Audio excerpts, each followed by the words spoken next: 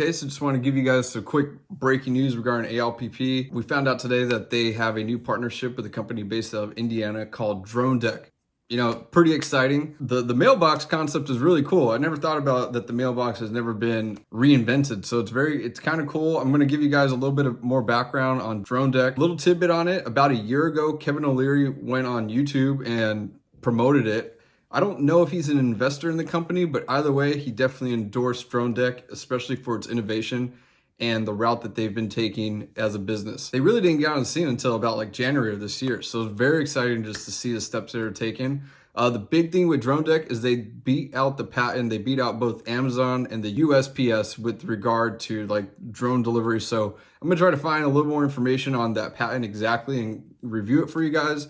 But more importantly, just want to know this is a huge announcement for Alpp and their subsidiary Vayu Aerospace. I know I usually make longer videos, but I just want to give you guys something quick. More importantly, I wanted to read you this article that had come out that basically let the cat out the bag. Joe Murphy is excited. As Deputy Chief of Staff to the Mayor of Lawrence, Indiana, he's eager to see Indianapolis suburb host the launch of an unmanned mail delivery concept in the second quarter of this year, courtesy of locally based Dronedek. This would be really helpful if people could have something like this in their front yard, Murphy noted. Consequently, he's looking forward to a Dronedek pilot project involving 4 local businesses. Murphy might have something to be excited about. It's no secret that the marketplace is alive with last mile delivery solutions ranging from drones to autonomous vehicles to robots. But to hear Dronedek Chairman and CEO Dan O'Toole talk about it, it's the real issue is where all those delivery systems are going to put what they're delivering. Dronedek's answer, a safe, secure, weatherproof receptacle that not only houses items but notifies customers about their deliveries. Dronedek is a smart, fully autonomous, sensor-equipped landing pad and container that can keep food hot, medicine cold, and other deliveries locked and secure. It can work with drones and other autonomous delivery vehicles and can provide ancillary services such as aid to emergency responders. It includes a mail slot and can be mounted on a porch, roof, window,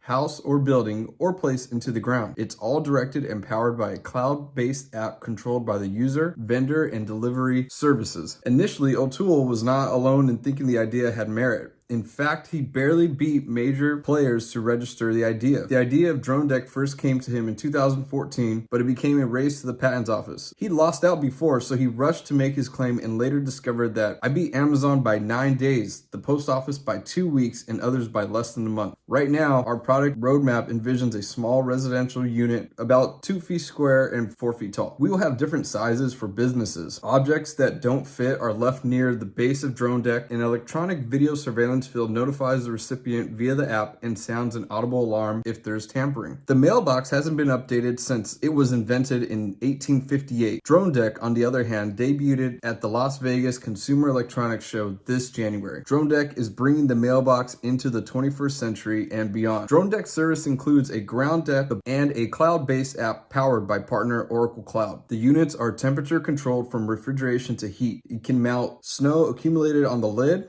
and open via the app, a code, or other means. If someone's box is full, the app can deliver the package to a neighbor. In an emergency, color-coded lights can alert the fire department, an ambulance, or even warn neighbors away from a home invasion. The box utilizes 4 sensors, Dronedek Chief Strategy Officer Nirav Shah explained. 2 temperature sensors that measure internal and external temperature, a TOF, which is also known as a time-of-flight camera that registers how full the box is, and a capacitance sensor to calculate amounts of ice. And I apologize if I mispronounced that word.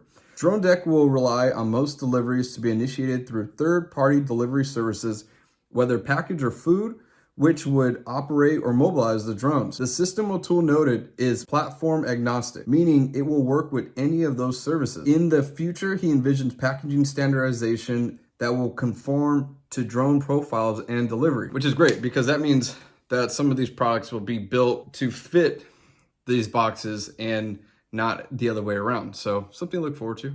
Dronedek will operate with different drones. Recently, Dronedek signed a letter of agreement with its first drone partner, Vayu Aerospace Corporation of Ann Arbor, Michigan. The product works and they beat everyone else to the patent office, Vayu President TK Epley said. So they're kind of a market leader and we feel they're going to have a great penetration in a space that is going to widely expand over the next 5 to 10 years. Value drones sold to be used with Dronedek will be equipped with a tether. In case you're wondering what a tether system is, a tethered drone is an unmanned aerial vehicle physically connected to a ground station. More specifically, a tethered drone system consists of a base station, power station, drone tether, and drone which is connected to the power station through the tether. According to O'Toole, the service requires an already equipped tether system or one available as an add-on. Right now, the market is going towards tethers because of liability issues, he explained. You don't want the rotors down where humans can make contact with them, so drones are hovering 6 or 8 feet off the ground. In the future, he added, a 16-inch pizza might be in 2 boxes, double stacked. It's important that the drone be able to pull the item up near its belly and that the item be as aerodynamic as possible. The company also is developing a version of commercial vehicles, pickup trucks, and cargo vans. If you have tradesmen or on job site and they run out of an item, they can get it on the app, order it from wherever they are, and go on working. When it arrives, they get a notification on the app. As to what the drone can carry, Shaw noted that given the FAA limit of 55 pounds total for drone and cargo, it's likely that the deliveries initially would average 5 to 8 pounds over about 30 minutes. O'Toole noted that Dronedek was funded initially out of his own pocket and then over the last year and a half with about $7 million raised through equity crowdfunding. He plans 5 revenue streams, subscriptions of $15 per month for residents, data monetization,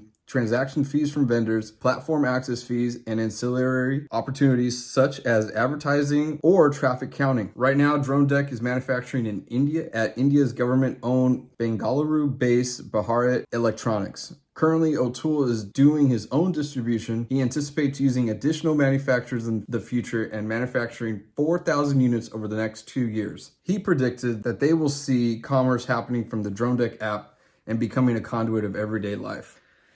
Okay, well, that's pretty much the gist of what was announced today. I think the key points that we want to take from it is that in the second quarter, that's when things will kind of start getting moving.